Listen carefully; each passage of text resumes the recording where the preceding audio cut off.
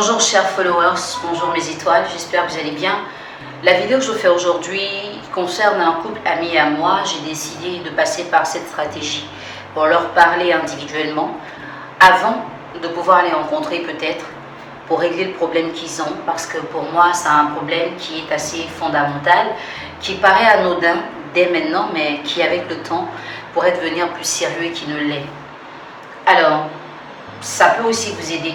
Il ne faut pas décrocher. C'est une vidéo qui s'adresse spécialement aux hommes ce matin. Une autre s'adressera aux femmes. Vous n'avez juste qu'à vous abonner pour ne pas la rater. Et évitez de faire des commentaires de comparaison de situations que je ne connais pas. Parce qu'on ne parle pas de vous. On parle d'un couple qui existe et qui a un problème qui existe. Ce n'est pas un règlement de compte. On n'est pas en train de vous donner tort ou donner raison à une femme pour que vous vous sentiez vexé. Ayez de la hauteur d'esprit, réfléchissez avant de poser un commentaire et surtout dites-vous, ce couple-là vous lira et peut-être qu'au travers d'un message que vous allez poster, ils trouveront la solution à leur problème. Alors, cher monsieur, vous rêvez d'avoir une voiture, de préférence une Velar. Vous y avez pensé, mais vous savez que vous n'avez pas d'argent pour acheter. Et vous vous êtes demandé par quel miracle vous allez pouvoir vous offrir cette voiture. Chaque jour que Dieu faisait, vous y pensiez jusqu'à ce qu'un jour, un concessionnaire vous appelle et vous dise « on vous offre une Velar ». D'abord, vous ne croyez pas, parce que c'est trop beau pour être vrai. Mais vous allez et vous constatez effectivement que la voiture, elle est disponible pour vous. Vous commencez à sauter de joie, vous serrez le concessionnaire contre vous, vous lui faites même des bisous. Et vous commencez à faire des bisous à la voiture, vous êtes insaisissable, jusqu'à ce qu'il vous invite à monter à l'intérieur de la voiture pour vous montrer toutes les options. Vous vérifiez et tout va bien. C'est le moment pour vous de démarrer la voiture, d'aller la tester et enfin de prendre la pleine mesure du potentiel de cette voiture. Sauf que quand vous démarrez la voiture pour qu'elle bouge, elle ne bouge pas. Et vous vous interrogez. La voiture sort de chez les concessionnaires.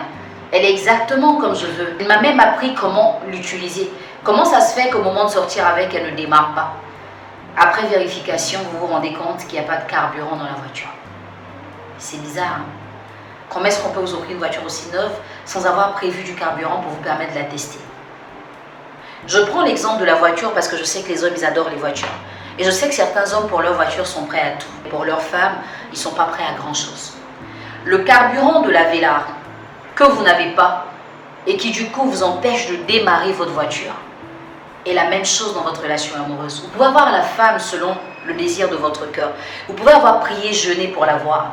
Vous aurez pu souhaiter qu'elle soit là et finalement elle est là. Au moment de fonctionner avec elle, vous voyez que ça ne passe pas parce qu'il n'y a pas de carburant. Et le carburant dans une relation, c'est la confiance. À quel titre votre femme doit vous faire confiance?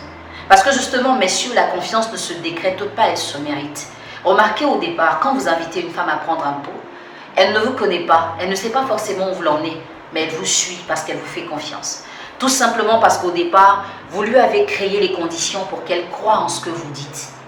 Mais au fur et à mesure, là où elle prend le temps de vraiment vous connaître, elle commence à connaître vos amis, votre famille, où elle devrait vous faire beaucoup plus confiance que la première fois où vous l'avez invitée, c'est là qu'elle commence à douter de vous. Vous cherchez très loin des solutions, alors qu'elles sont juste près de vous. La confiance, vous la perdez avec le temps, et vous la perdez à cause de votre façon de fonctionner, à cause de votre caractère, à cause de la façon dont vous gérez la relation. Parce qu'une femme qui ne vous connaissait pas, qui a été capable de vous suivre, c'est pas une femme qui avait faim, qui avait besoin de manger. Parce que pour ça, elle aurait pu voir la voisine. Mais elle vous a suivi parce que vous avez créé des conditions pour la rassurer. Pourquoi est-ce qu'au fil du temps, vous arrêtez de la rassurer? Il y a des couples aujourd'hui où l'homme et la femme disent s'aimer, mais ils ne s'aiment pas au point où l'homme serait capable et à l'aise de rassurer sa femme sur les doutes qu'elle a à propos de son attitude. Vous êtes à table avec votre femme ou dans le lit, le téléphone sonne, vous sélectionnez les appels que vous décrochez et c'est sans motif. Et des fois même les motifs n'ont pas de sens. J'ai pas envie de parler.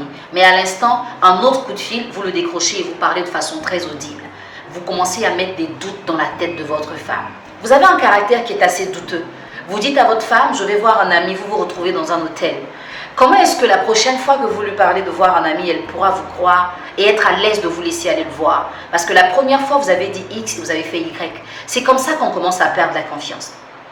Vous êtes avec une femme et vous lui dites « fais-moi confiance ». C'est moi qui te parle, fais-moi confiance. Mais justement, la confiance n'a pas besoin que de mots. La confiance a besoin d'action.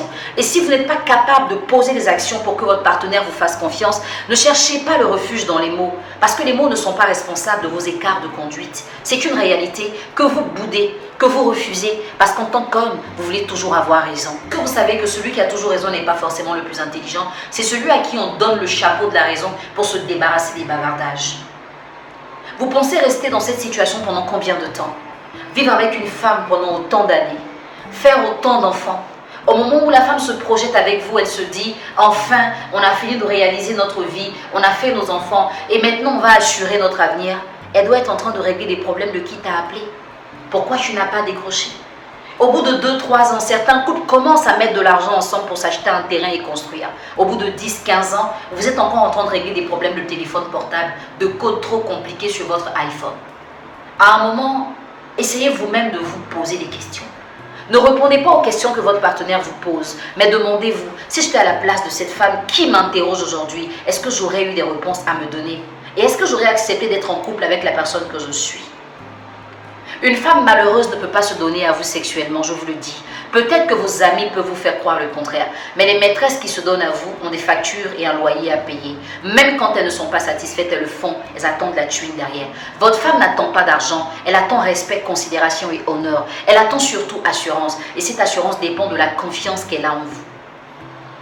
Il y a des hommes beaucoup plus intelligents qui trompent sans laisser de traces. Pourquoi vous voulez forcément montrer à votre femme que vous n'êtes pas à la hauteur? Pourquoi vous voulez forcément lui montrer que vous êtes celui-là qui peut la faire pleurer pour lui ou pour non? La femme pour laquelle vous avez prié jeûner, celle pour qui vous avez délégué tout le quartier, celle pour qui vous avez envoyé vos aînés prendre le numéro de téléphone. Qu'est-ce qui lui manque aujourd'hui pour que vous vous soyez mis dans une posture d'un homme imbu qui refuse de l'écouter et qui pense qu'il a trop raison? Elle me casse la tête. Le premier jour, quand tu l'invitais, elle t'a cassé la tête. La première fois, quand tu allais lui faire découvrir une ville dans laquelle elle n'a jamais mis les pieds, est-ce qu'elle t'a cassé la tête? Tu es en train de perdre ta valeur. Et ce n'est pas changer de femme qui est le problème, c'est ton comportement que tu dois changer. À un moment, assis-toi, demande-toi, pourquoi depuis le temps, j'ai que des copines, j'ai pas de femmes? Ou pourquoi j'ai des femmes que je n'arrive pas à garder? Il y a un problème quelque part.